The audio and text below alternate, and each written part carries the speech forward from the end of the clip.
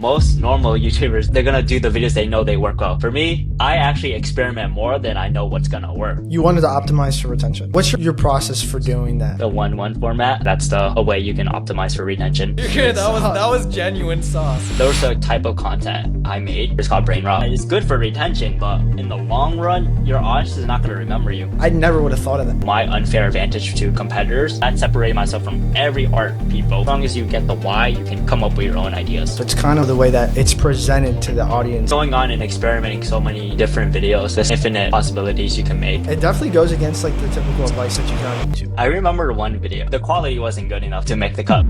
So, as you said in your responses, your philosophy is test like a scientist, create like an artist. Can you deconstruct the scientist part of your system for us? So, when you're testing a new video idea, what specific metrics or audience behaviors are you tracking to know if an experiment is either a success or it's a failure? Yeah, for me, most YouTubers, they have like a percentage split of videos they know they're gonna do well and videos that they like to test. Usually, most normal YouTubers, they're gonna do the videos they know they work well. For me, I actually experiment more than I know what's gonna work. I'm pretty new to YouTube still, and I'm still figuring out like my long form style and different types of formats and videos. Because when I started cubing, there was a lot of like doubt, like, oh, there's only so much you can do about Rubik's cubes. But like as going on and experimenting so many different videos, I found out like, wow, there's like infinite possibilities you can make and different styles. So when I'm testing a video out, like a idea, it's kind of hard to describe like the ideas I test. It's like I don't know if you heard of the creator called Ross Creation. He has like dad jokes basically in his videos. Yeah. It's kind of like that. Like my video is kind of like getting bringing non-cubers to a Rubik's Cube competition and signing them up for it, or going to a Rubik's Cube competition in disguise. Another one that's gonna come out to like tomorrow. Copying YouTubers' video and seeing if they notice and showing it to them. So it's kind of like those like funky ideas that I test with. And to know if an idea is gonna do well, the easiest answer is looking at the view count. But also view count isn't also everything, because engagement, like comments, like how many people you impacted also matters as well. So I factor all those in and see if it like resonates with people and if it's like worth the time investment into making the video. Like one of my most videos that kind of like really flopped was straining Rubik's cubes for 30 days or something, one-handed. I forgot how I packaged it, but it did really bad. So like that, I know like how to improve the format. Like I might try the idea again, but maybe make the video a different style. Okay.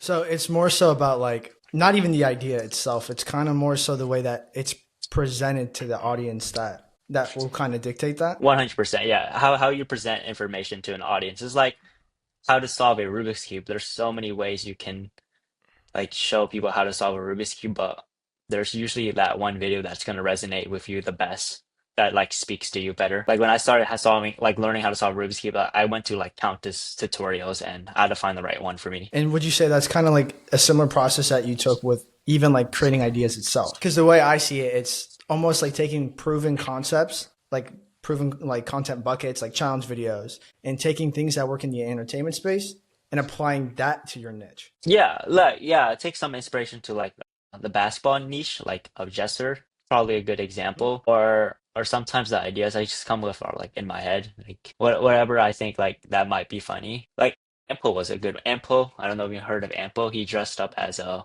Phineas and Ferb to school, and then I had inspiration. Oh, I'm gonna dress up as Mario and throw a Rubik's Cube competition. So I did that. But yeah, I forgot what the question was.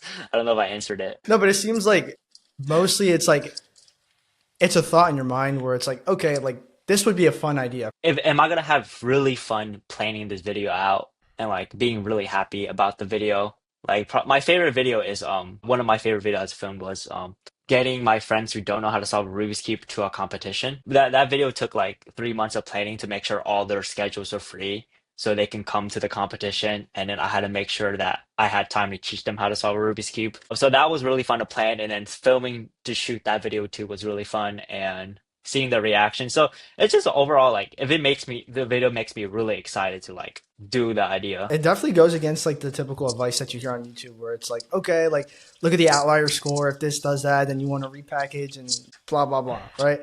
But it's the fact, and even talking with Jimmy, it's if you find it personal satisfaction in it. That seems to be like kind of what's the YouTube meta, I want to say. Yeah, yeah, for sure. Yeah, whatever like makes you happiest because in the long, if you're like doing YouTube for like trying to do it for more than like 5 years or more, like you definitely need to like play the long game. Like if it was a sprint, my strategy probably on YouTube would be different. Like I'll maximize as much views as I can in like a year, but you're gonna like burn out your audience. Mention lots of pre-planning and perfect plan execution. A perfect plan implies high risk of failure. So can you walk us through your pre-production system? What does the checklist look like for a high stakes video like that from concept to the moment that you hit record? So I remember that video. I think I was in like another state and I was just talking to one of my friends and he had like three college roommates and he's like, I'm gonna be rooming with these new roommates. And for some reason I'm in my head I was like, oh, do any of them know how to solve a Rubik's Cube? This would be a fun thing to do to show them how to solve a Rubik's Cube for fun. And I think we were just bouncing. I was just bouncing back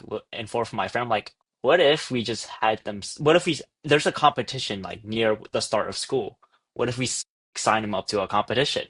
So then we're like, oh, this is a really good idea. So then it just got to like messaging all those friends. Like I wasn't messaging them, my friend was messaging him. So I had to fly in like a couple of days before the competition, like 4 or 5 days. But there was a hurricane in Florida. So my trip got delayed by like 2 days. So I couldn't leave Florida. So when I got there, I had like only a day or two just to like teach all of them how to solve a Rubik's Cube, which was kind of stressful. Oh, and also one of the people that we initially intended to have in the video, there was supposed to be four characters. One of them actually was out of the country. So there was only three people. So which actually was perfect. Three people was actually the best number. So that kind of like de-stressed me out a little, just only having to teach three people. But it was still really tight schedule, just teaching all those the friends. I'm pulling up my checklist. I don't know what I wrote, but usually I have like a Notion document. Let me see what I wrote. Where do right here, secretly signing on keepers to account. Yeah, here I. Oh yeah, that was a lot of notes. Like when I finished filming the video, I like or there was like three camera angles, like what you're doing now on the podcast. Yeah. But there were like three filming at the same, not the same time though. So I had to like go through all the footage, label this goes first, this goes first, this goes here, then this. That I remember that took me like a week to do that footage. Oh, I feel that in yeah. my soul because I will have to edit this later. One thing I thought was really interesting that you mentioned was you were originally supposed to have four characters. I think just the word characters is interesting. So what is kind of like the thought process behind like why do you call the people in your videos characters? Yeah, so I wasn't friends with like one of them I was only friends with and the other two like hey wait, what do you mean about character? Like why do I call them characters besides friends or Yeah. I just thought it was interesting. It's like you make them part of your script in a way, so you almost have like yeah, characters in yeah. the script. They all had contrasts. So what I like one of them was a girl that I had a crush on. I know that's out in the public now. And then one of them I like met. He played basketball with me. I played basketball with him. And then the other friend was like a photographer that like laughed a lot. So he would be like they'll all be like good characters. They all had like contrast. Like one person was really confident, one person was really shy, and one person just laughed a lot and like couldn't take anything seriously. At the end of the day, it is about storytelling. It's about like taking your audience through a journey. Sometimes like I don't remember, but I think I came to the conclusion like how I was gonna portray them once I finished filming the video.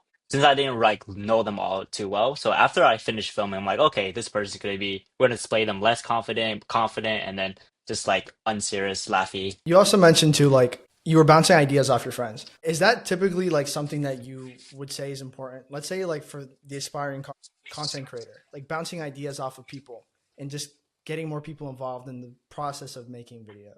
Yeah, I think it's very important because some your friends they especially if you're bouncing off another creative friend or pretty much anyone actually, they all have like a different life experience, so they're gonna view everything like way differently.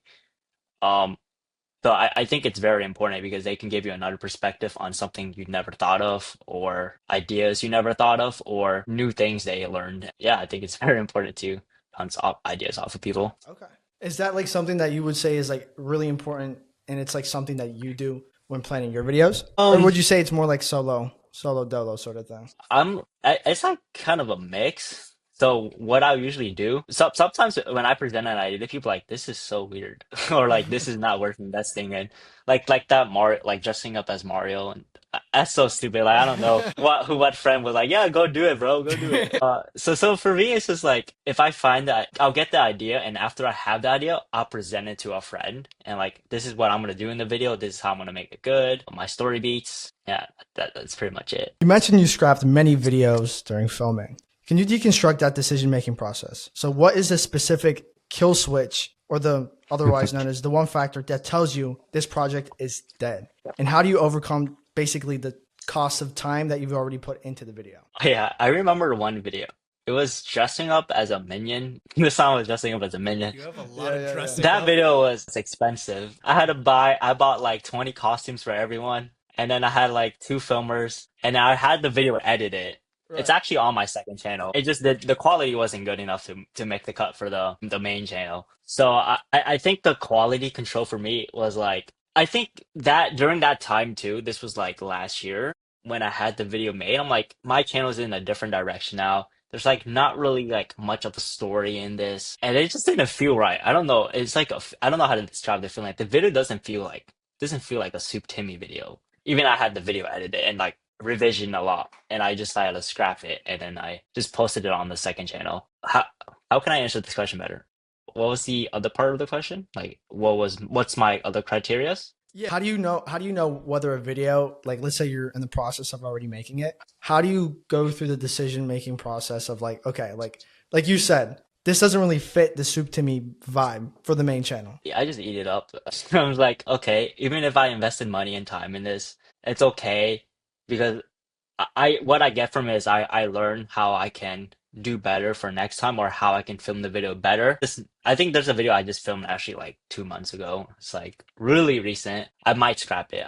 I'm almost coming to that decision or might make it in the second channel video, but it's I vlogged the Rubik's Cube World Championships and I usually when I'm at a world like a big competition, I'll make a vlog about it or something. This video here, I had no characters in it for this vlog. It was just me, which is fine usually, but there was no consistent recurring character. Wasn't really a story to it. Unlike the other World Championship video I had was like competing at the Rubik's Cube World Championships, but I'm slow. So it's just seeing how good I can do. But here in this video, just filming was like really hard, even though I had a filmer with me. I don't know. It's just the video. I just didn't like the footage when it came out, so that video might be scrapped. But that was like 4 days of filming too. So oh, actually, because of my experience previously, knowing that this is like a lot of footage, me having to sit through this for like a week or something, and then having to edit it, it's gonna take a while. So I'm like, okay, I'll just scrap it and I'll just film something new with my time. So it's like you have other ongoing projects while you're still in the process of like, okay, should I post? Should I not post? Yeah, I usually like I move on pretty quickly with ideas. Like if I'm scrapping something, like I have like an idea already lined up. I'm not like desperate for like I need this video to work. I'm just gonna move on to the next idea and like learn from that mistake of how to make it better and how to film it better next time. Yeah, I tell him this all the time also. Like a lot of creating is just like you fail fast so you can like almost get like the new information to make the next project even better. And like those are usually the kind of like data points essentially. Not you calling me out right now. Yeah, I mean, at least for me, like I can admit I'm definitely a perfectionist, and he's definitely taught me like learn through your failures. You're gonna learn so much more, and it's something that you even mentioned in your one video when you quit cubing. It's just like constant reiteration, constant testing, constant is what leads you to like learning in the most efficient way. Your guiding philosophy when it comes to YouTube is if you don't adapt, you die.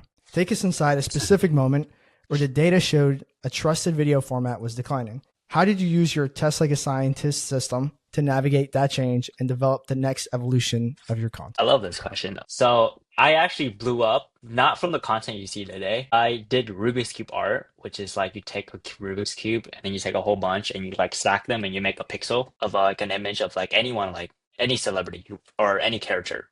So that's how I blew up. I started on TikTok and those art videos were doing so well. I was getting so many new followers. There was brands hitting up me. And I don't know when I decided to stop per se.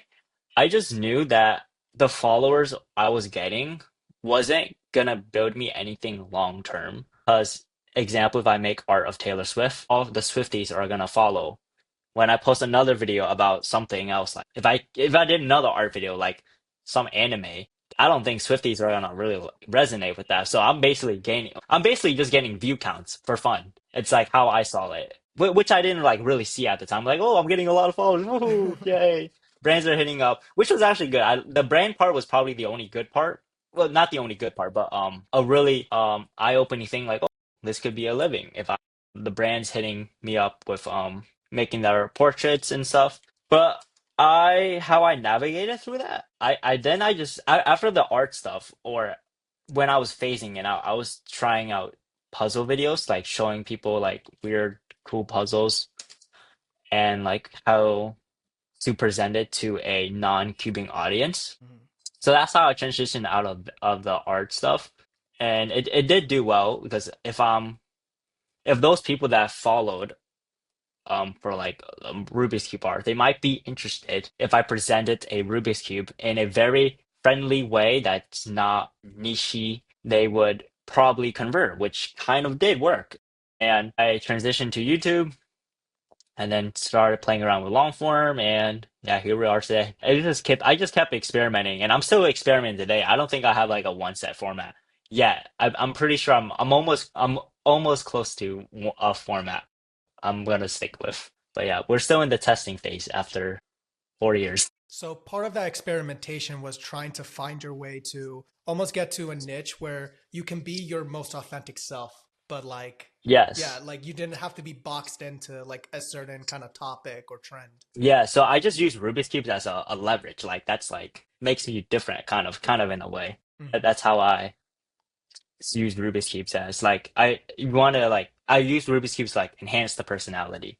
Okay, and do you think like, and that's actually really interesting because do you feel like, let's say somebody's hobby is knitting, or let's think like skydiving. Do you think it's possible to still kind of like take it from more of like a, I guess you can say a traditional format and still build that personal brand and that authentic self behind Yeah, you can definitely like build your character off of like skydiving or like have it enhance your personality. What I mean about enhance, like example, like I would never put the effort in to bring my friends or characters, we call them, it? to a Rubik's Cube competition. If it like wasn't for Rubik's Cube, like I would never do that. So same thing with like the skydiving example. If you can use that to your advantage to like try something new to like bring your best personality out. I think that's the best way to build like a personal branding is to have a hobby and then let that enhance you. I feel like that's so important now because I feel like, especially on social media, everybody is always putting up like a facade.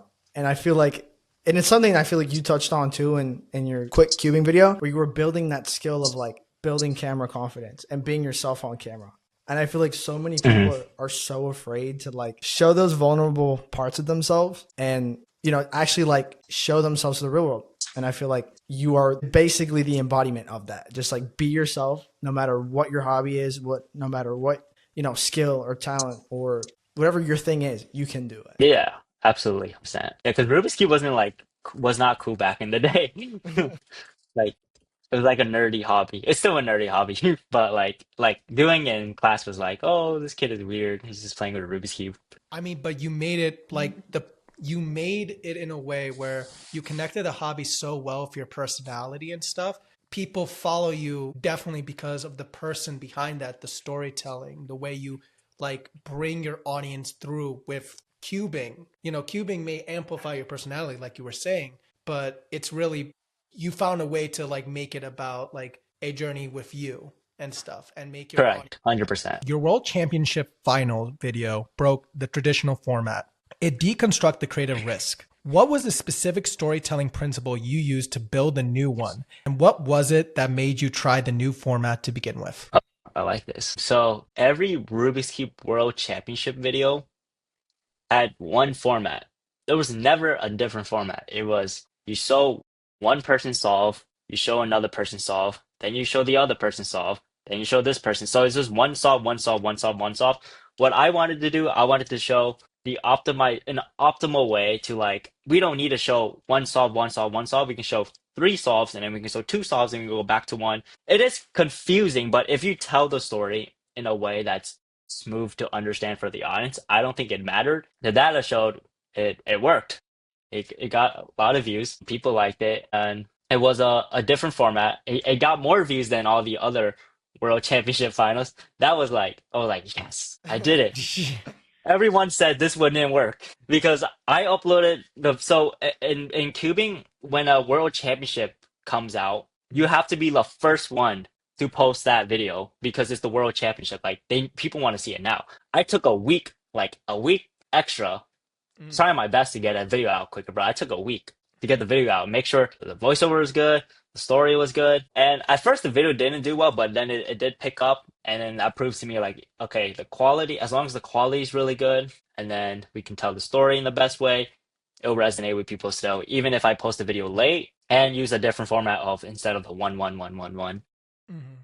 So yeah, I took the risk because I just wanted to take the risk. I'm like, I'm like I like there's definitely a better way to do this video. Like but when I was watching World Championships, I'm like, okay, this is kind of boring, it's too slow. We don't need to see this solve one after just like put two of these solves and then I just thought it could be better. Storytelling is so imperative on YouTube in general. What techniques do you use for storytelling? Like, do you use a specific like framework, like the Dan Harmon story circle, or your own? So for me, like in general, just normal, like not the World Championship video because I don't think that really had like a really such a structured storytelling Mhm. format. But usually I will have me as a character or someone else, and then an obstacles or an enemy, and then a resolution, and then a message behind like everything, like in summary before the end of the video. If you know what I'm saying. So a good example is I'm filming this video this Saturday. I'm trying to break a world record for this Rubik's Cube right here. It's called a gear cube. So the story of So this is cool. me training for like a month or two, and then the enemy, there's this character. He's also really fast. He actually has a chance to break the record too. So I'm basically making him the character. And then before the resolution of me breaking world record, hopefully I break it. If I don't, it's okay. I'll say a message re-summarizing everything, and then resolution happens. I break world record. Woo! Cheer, cheer, cheer. Video ends. Like you want the video to end at like a peak moment. So that's my storytelling structure. Yeah, peak moments are usually like a very important part of storytelling in general. Would you not make a video unless you have like a really good peak moment to get from that or gather from that? Yeah, yeah. As long if you have a good ending, yeah. I try to like make sure an ending is good, like Hmm. peak. And same thing with short form videos too. I try to make sure the endings are somewhat peak, but Hmm. sometimes that's not always the case. Sometimes they're brain rot. But that's the style nature of shorts. Mm. So yeah, definitely yeah. I try to prioritize like if I can get a good ending. Mm. Something I do want to touch on, and I think is interesting as well, is like going back to how you kind of tested that new style. You mentioned about like you analyzed essentially the other videos, and then you said, okay, they're boring, they're uninteresting, right, et cetera, et cetera. And that's something. Have you ever heard of blue ocean strategy? That's like the principle of blue ocean strategy. Everyone here is in the red ocean, and you just said, nah, I'm gonna do my own thing. And that's why I Yeah, think it's pretty super much it. interesting to see that even applied to like creativity and storytelling. Mhm. For the time I quit cubing video, which is one of my personal favorite videos, like along with Isaac, you mentioned that you had to film some shots with your foot. It shows that you have to be crafty sometimes to get that perfect shot. And walk us through that technical and creative process of directing, performing, and filming that video entirely by yourself. How does those constraints actually lead to a better final product? Yeah, so I was asking like two friends to help me film. They all said no. They were busy. One of them was out of town. The video took me a month to film. Like Mm. this was I told my editor Jimmy for the video. I'm like, this video, man, it's gonna take me like a week to film. I'm gonna get you this footage quick. Ended up taking me 4 weeks, like a month and a week. So Mm. what, like 4 weeks? Yeah, I didn't know how much like each shot took so much like to set up because I had to set up, move all the cameras, moved all the tripods, and then I had no one else to help me. But I'm like, I'm gonna get this done. I almost gave up. I'm like, this video is like, I might just call it quits here, actually. But I'm like, I'm gonna persist in this video because I think this is gonna be impactful, Mhm. and that's what kept me going. It's like, I want the story to be heard. too. So hopefully it can inspire someone. Each shot I like wrote down Mm. like in the Notion doc. I like shoot this way. I like bullet points like each act. I had like all the shot lists, and in the foot shot, I was holding a camera and I had to do like a phone call to my phone, so it pops up as a spam call. So I didn't have anyone to click to call me on the phone, so I used my phone to click the call button. Like I had to get another phone, click that, and then I think I had to hold I remember. I think I had to hold a tripod, not a tripod, like a leg of something. Mm-hmm. I had to put the tripod in a weird position just to get a Mm-hmm. shot. Um, and yeah, I think because of the constraints I had, just like forced me to become more creative with like how to get a shot. For sure. Like I had to use mirrors sometimes just to like see because I had a mirror for some reason. I like little mirrors. Sometimes I will place them to see if I'm like look good or like bounce light off because I didn't have anyone holding a light. I just used sticks. So yeah. Did you like storyboard it beforehand, or is it more of like the process of like typing out all those shots down when Yeah, you were I recording? wish it was visual. I definitely wish it was visual. I just typed every shot. I'm like, this here, because I was the one filming and no one else was helping. So I was just like in my mind, like I knew what the shot meant. Do you still find yourself being crafty, like even in the videos that you do have help on? Uh, Crafty? Because like you had to Like, use your foot, right? So that was I would say that's like thinking differently. yeah, probably not. When you have help, you probably have like the luxury of like another hand or two. So in this case, like I think this is probably the first time I really had to be like really creative with shots and how I took them in. How to save time. Like I learned how to save a lot of time filming each shot too. Do you feel like you've seen an improvement of how you like really think about shots right now? Like especially Oh yeah, since for the sure. video. Yeah. Yeah, so that video I also filmed too for myself as well to improve on camera. So I have you know Sony FX3. I didn't know how I had one and I've been shooting on auto for like a year. Oh. So I never knew how to use the camera Mm. until that video there. So that video just forced me to learn how to use the camera and understand lighting, haze, all those fancy lighting things or film terms. But I'm Awesome. definitely better now. I'm definitely better now at how camera works in log and all those stuff. And like for us too, it was kind of funny. Like we were setting up the lighting, and I we actually used like a haze machine too to like help with the lighting. I kind of like filled the room with too much smoke. That's kind of why you're having issues too. So They my never bad. tell you how bad that smells. Yeah, that's a smoke right. Yeah. Haze? Haze has a Haze. smell? Yeah, I didn't know that. it burns the fluid and the liquid inside of it. So typically, like even I work in production, like I work for like a venue, Mhm. and they do like almost like essential oils. It's like vanilla flavored and stuff because it smells so Oh, bad. okay.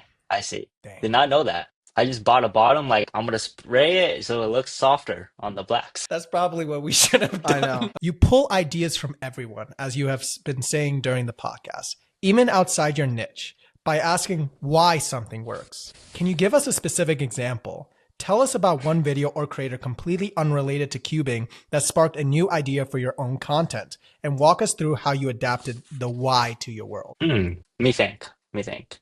Pull up my channel real quick so I give a good answer to this. I have an example how someone I saw like I didn't do this video because I knew it wasn't super beneficial, but basically there was this trend on YouTube where people there was this girl Zoe Unlimited. She had a TV in her back, and then the subscriber count was gonna hit like 1 million. But Mhm. before it hits 1 million, they say stop, subscribe.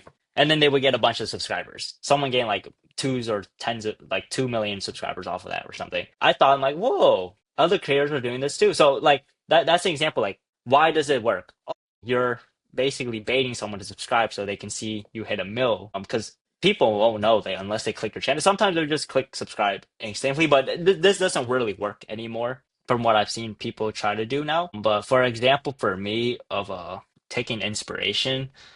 Let me see. I'm pulling out. Let me see. We should have like a TV back Yeah. here that's Continuously just playing subscribe. this. Oh yeah, yeah. We're gonna hit a million subscribers. Oh, I got one idea. So there was this YouTuber, Jack Sucks as Life. I think that's his name, and he makes videos about play buttons. I don't know if you know this, the new play buttons for 100,000 subscribers are smaller than the old 100,000 subscribers. So he does videos about play buttons. So when I was just scrolling, watching his videos about like play buttons, in my head, I'm like, why does it work? Why are people interested in play buttons? The answer is people want to experience what it's like to have a play button, what it likes to see them, because most people are viewers, they're not YouTubers. So in my head, okay, I have a play button, and there's this new thing that I just got in the mail. Like this was really recent.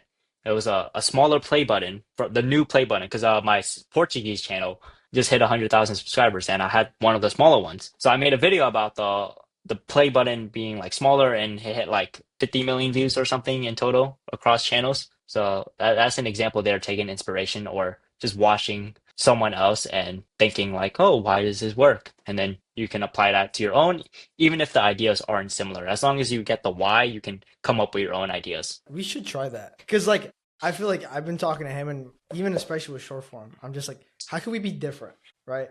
I feel like everyone, especially with the podcasting, when it comes to even the packaging, it's like the person's head on the left hand side and then the text. But it's like, how would you? What's some advice that you would try to, like, if you could give us on?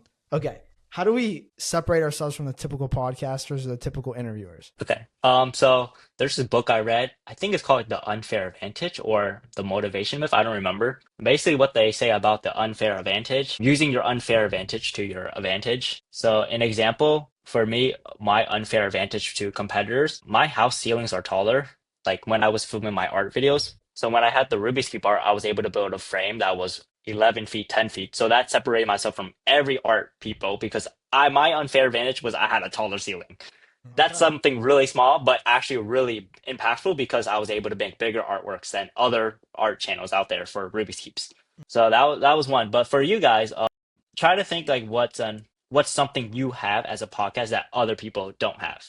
Like, is it the I don't know your production skills? Like you have haze machine. I don't know, but making podcasts in well, I don't know. I'm not sure. But basically, just try to find something that you have that other podcasters don't have. Like could be personality as well I Yeah. like that. Thank you. or Thank you. distribution. Yeah, or how you distribute content, how you distribute the podcast too. I think Mhm. that's an underrated thing.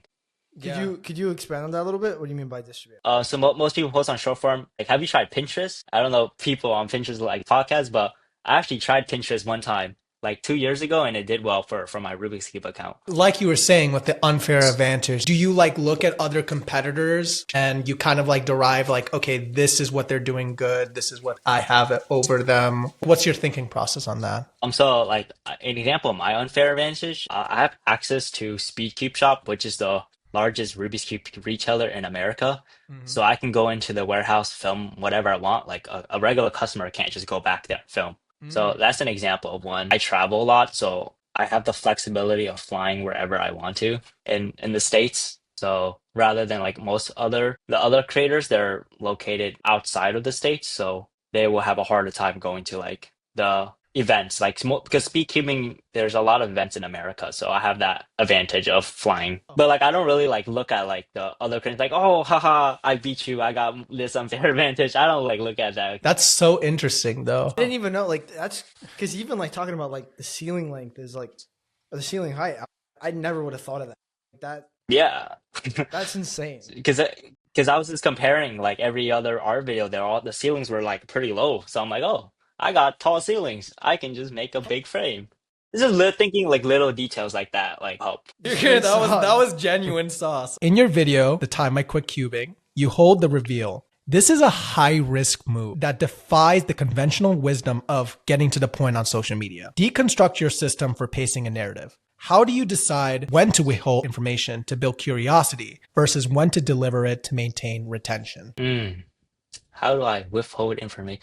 So what I normally do for like an intro video, I try to give them like a tease of what's gonna be at the end of the video. An example could be the video that's gonna come out probably tomorrow or in 2 days or something. Copying YouTubers' video without them noticing and seeing if they notice. So I basically in my intro I had the video. I copy YouTubers' videos and then I have one of the reactions afterwards, like a tease, like, oh, you copied my video.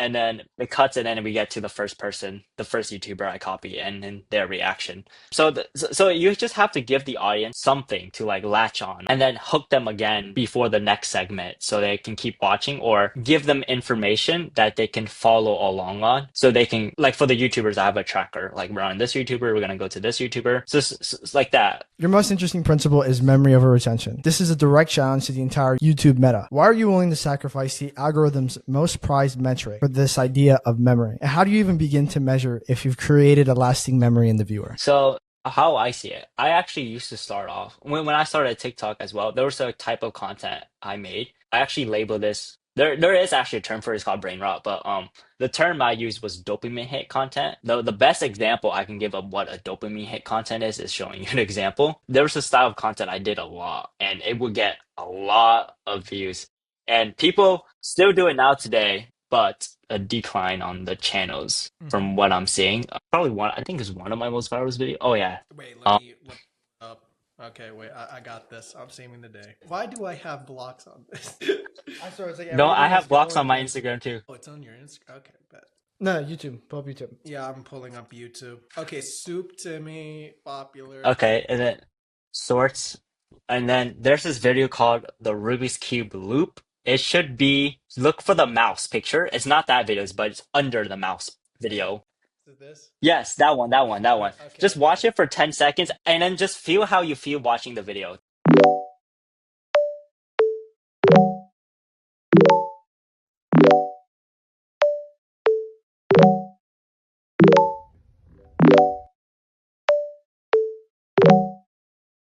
Nice. So that video is really a great example of retention. Yeah. But are you I gonna watched remember that all the- video? I watched it all the way through. I saw the baby in the background. That's a perfect example of memory and retention right there. Really good retention. You're not gonna remember that video in a day from now, maybe, unless you're editing this video and you're gonna be like, oh, I watched this video. But so there was a style in cubing. Like there was these types of videos. Like the goal was just to make you watch to the end forcefully. And yeah, it's good for retention, but in the long run, your audience is not gonna remember you. And there are Rubik's Cube channels dedicated to this, like this style, and the channels, like anytime they post a new video, not much views, because the audience don't really remember them. They're just remembering that moment they spent with you. So I transitioned out of this pretty early on, because I knew, like, this was probably around the art videos time. Like I transitioned out into the art videos, because I knew like this wasn't a good long-term strategy if I wanted to do this from like 5-10 years from now. Like I'm just getting numbers, but audience, or if I wanted to monetize in any way, like it's not good for that. So that's why I prioritize, like, is this video gonna good and make a good experience? Are they gonna remember this? What's the message? Is this gonna inspire them? So if I can hit those marks, that's how I know it's gonna be a good video. You're trying to more give them an initial connection when they're watching the video. Yes, So correct. except of it being like, look at this, and then it loops, like, that's kind of like the brain rot content almost. You're Yeah, more that's like trying you're to- forcing someone to watch. You're giving them value within the short. You're giving them something to Correct. take away. Okay. Yeah, it's like a salesman, like forcing a yes out of you. Like they'll probably get you to say yes, but you're like, you don't really want to say yes. It's kind of like that. They don't really want to say yes. They're just saying no, no. They really want to say no, but it's kind of like you're forcing them. Yeah. It's just like you feel like it's like like you can tell it's a lot of psychology behind it, and it just feels dirty. I feel that. And there's a style of that in Rubik's Cube content. There's another format of this too that's really popular. But yeah, that's just one example. Let's go back before the 5 million subscribers. Every world builder has a moment when they decide to stop following the rules and start creating their own. What was a specific video or moment in your journey where you had to make the conscious decision to break from the standard cubing content and build the Soup Timmy style we see today? Yeah, so one of the best things I like to think about is anytime I'm angry, it's the best source of motivation. So, or the best source of change for something. So I remember when I started cubing, watching some Rubik's Cube videos, they were just so hard to understand because they just kept using big terminology that I like was new to cubing and didn't really understand. So how I combated that with like my videos when I first started making Rubik's Cube videos, I try to make the terms as broad as I can so anyone could understand. It's just to get you like hooked to like cubing, and then you're gonna research it more. But it's just trying to make the video appealing to everyone. I would say to my style. And then when I started making long form videos on my channel, I made a minute and 2 second long form videos. So it was just for me to get comfortable seeing the idea of a long form video because I was a primarily a TikTok creator. So when I started on YouTube, when I posted like one of my first long forms, they were like a minute video, and then I expanded to 2 minute, and then sometimes a minute back. And they were all just puzzle videos, broadly explaining them to a person that doesn't cube. What was kind of the catalyst that, like, going back before, like when you first started, like what was that catalyst that, or whether that be like a person or a book or like something, because, or was it even just intrinsically motivated? Was it you yourself that motivated? I wanted to try out vlogging. I don't know what like wanted me to like really try it. I was just like wanting to experiment because I used to watch vlogs growing up. I don't remember which vlogger, but like Minecraft YouTuber vloggers. And I'm like, oh, this is very relaxing to watch. Like it's like having a friend I can watch. So I kind of wanted to be like that for someone. Some inspiration I had for like vloggers, I think was like Kelly Wakasa, Elliot Choi. I don't know who else. Canal Joseph was kind of one. He's like prank guy. But the first video I think I was trying to experiment with storytelling was 2 years ago, solving my biggest fear. And the biggest fear was this giant Rubik's Cube I actually have in the back. But and the story behind that was fighting my the biggest fear was social anxiety. So that's an example. That was my first time ever trying to like do a story. Could be so much improved from now, but video did well. And I'm like, okay, I made a video. There was a story. People like it, so I can do it again. So then I just kept going on for there. But yeah, it's pretty recent. So 2 years ago sound like a long time, but to me that's like really recent because I haven't made that much long form videos from then. But yeah. It was more of like a muscle that had to kind of be like matured over time. And I feel like the catalyst of that like whole storytelling journey came for the I had to quit when I had to quit cubing video, right? Like it's kind of amazing Yeah. that like in 2 years you made such a big jump in quality from like when you Oh started. yeah. Now looking back at it, yeah, you're right. I didn't notice. I was like, yeah, because I remember the shots in that the solving my biggest fear were like, weren't great. They were just stationary cameras, and then the Mm. story was like, okay, it was like okay, but yeah. Storytelling is a lot of things. It's like the lighting, the shot choices, the emotion, the music.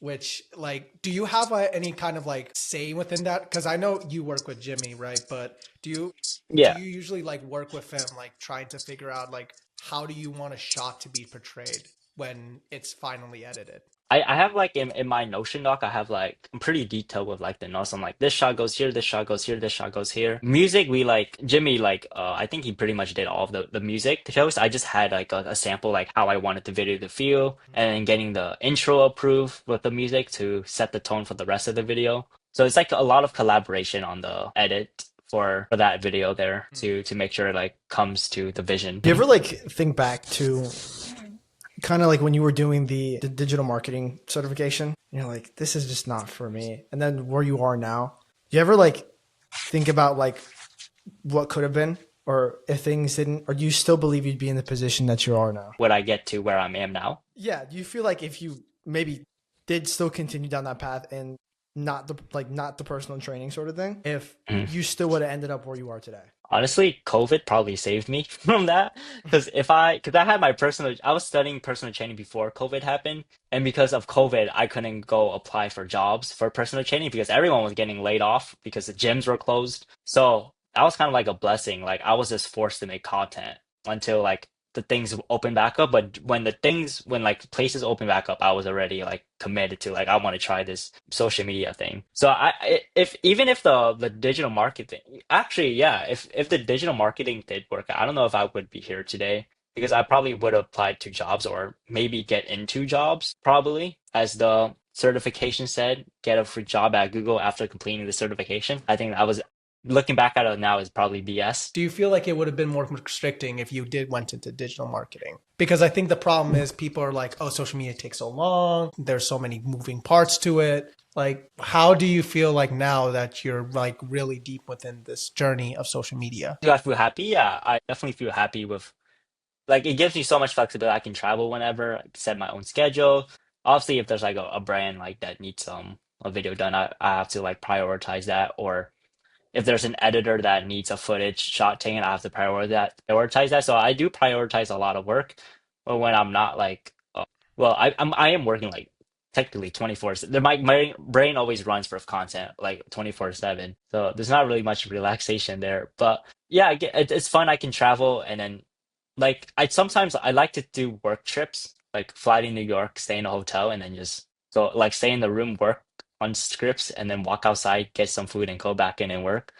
It's just like something calming about that, like being in another state and just working. That's really interesting. It's like the change of location. Like it's like kind of taking like a vacation, kind of like from Yeah. because I feel you get in a routine of things, and then sometimes you kind of need to break the routine to like really get back on it. You did talk about working with sponsors. So you stated that a common best practice is getting free products and how that can lead to creator burnout. This insight into the incentive structure of how the creator economy made us think.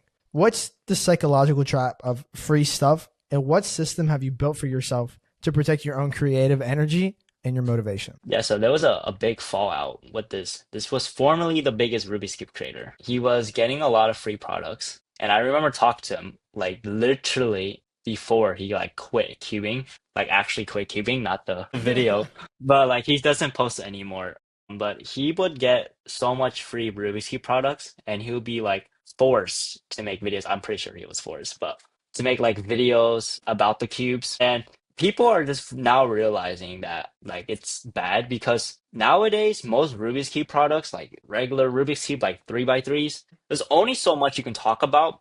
It literally they all feel this not all feel the same, but they all feel identical and they all feel good. And during that time, that creator was like forced to make those like try to spit knowledge forcefully, but he wasn't happy at all. He was telling me like, oh, he doesn't really enjoy this. He never told me he was gonna quit though, but he was like, oh, I don't know how much I want to do this. But then a few months later, he went to Mario Kart YouTubing, and now he's one of the biggest Mario Kart YouTubers, which is probably a cool story.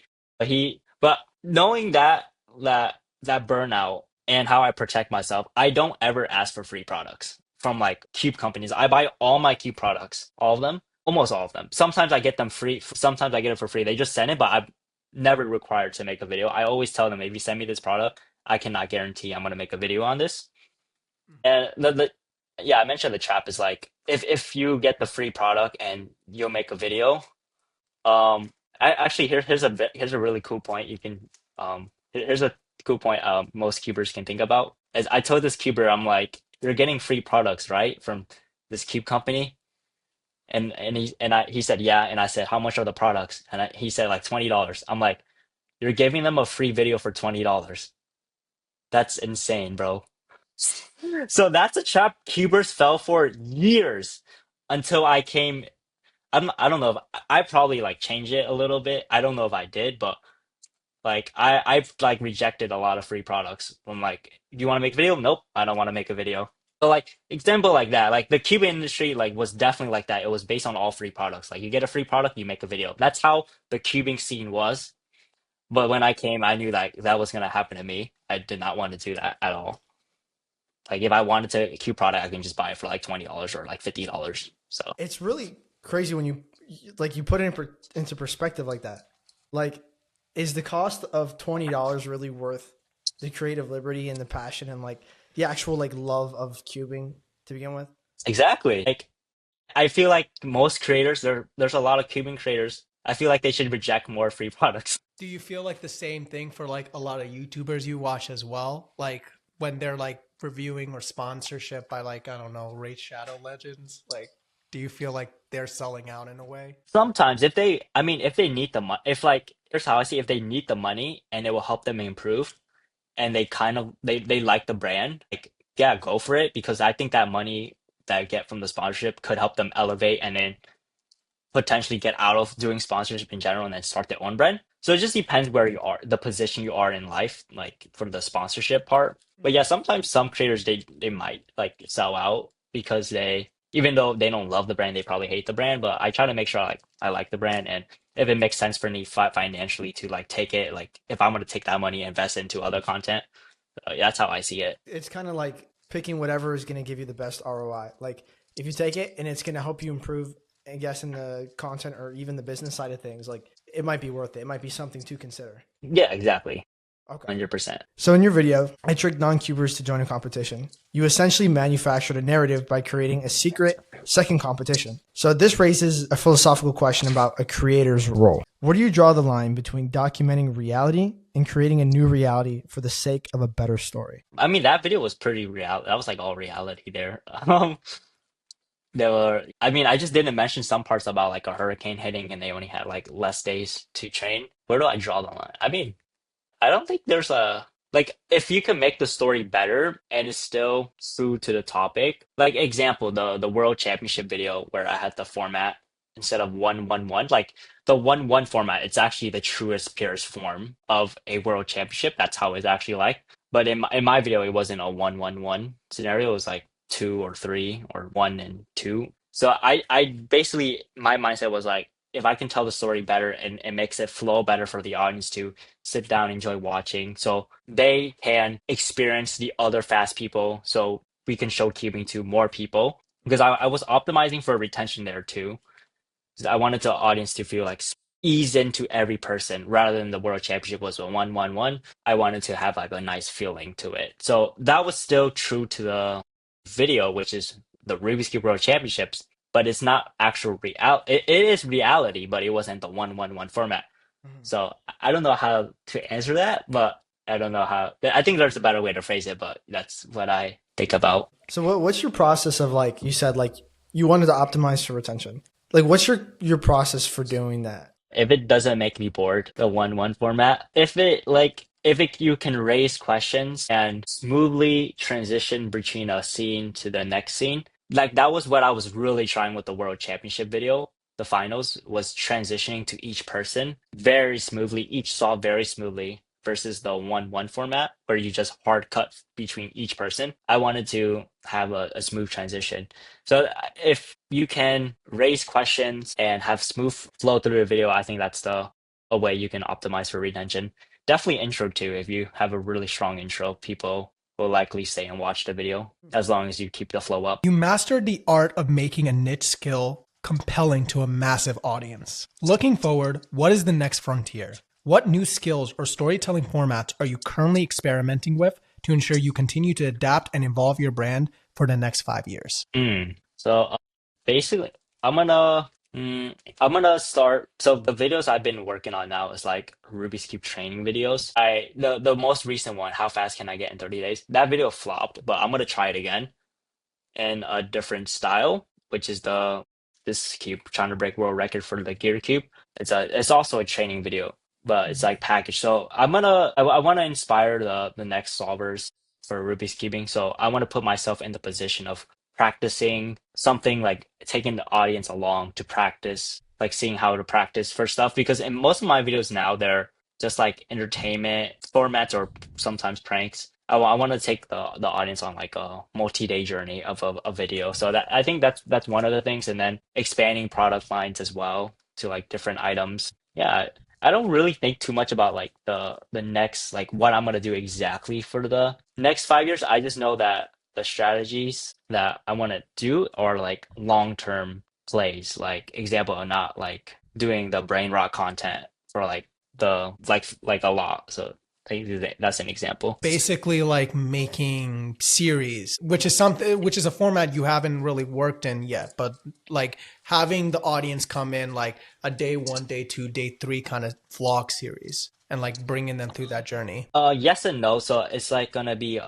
training in just one video. Like they can watch me train for that whole video there on how I accomplish a goal. So like the how fast can you get in 30 days. I started with 20 seconds and then I ended with 10 seconds. So that's an example of a training video. This is one video, but they can watch and then see how they can practice as well, because there's not much training cubing videos out there right now, or much cubing videos in general, to be honest. There's like probably only 2 other full-time YouTubers for cubing. So that's interesting. You're almost kind of like taking from that like storytelling format and almost kind of evolving it into more of like, Yes. this is like Yes. the authority. You're trying to bring them more into your process and stuff, which is something that could be very like more interesting to kind of see. There's a very blue ocean right there of not many cubing videos have like people training or teaching people how to train. Everyone's like really good at Yeah. cubing,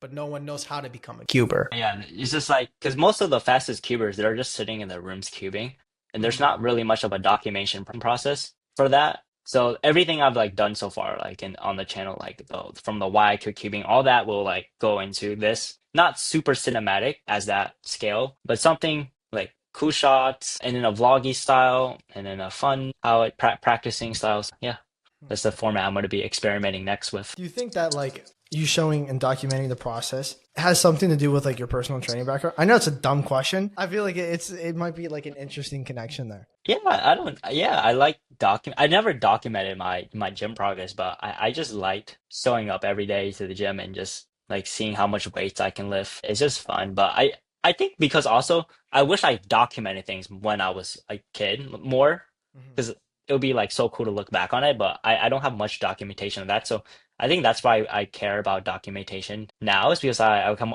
of want to look back in like 10 years from now, like, oh, how far have I come? This is how I did this day. Because how fast can I get in 3 days video? I documented the whole month of May because I that was probably one of my most busiest months ever, and I wanted to document that and so I can look back on it. And I also made it a cubing training video. If you could, and I want you to like try to put yourself like where you are right now. In the next 20 years, what would you want your future self to know? What would you tell him now? What was something I want to know or tell myself younger now? Yeah. Yeah. Keep working hard. I don't know. Just keep making videos to inspire people. Like that's probably what I would say. Take advantage of every opportunity. Thank you so much for everything.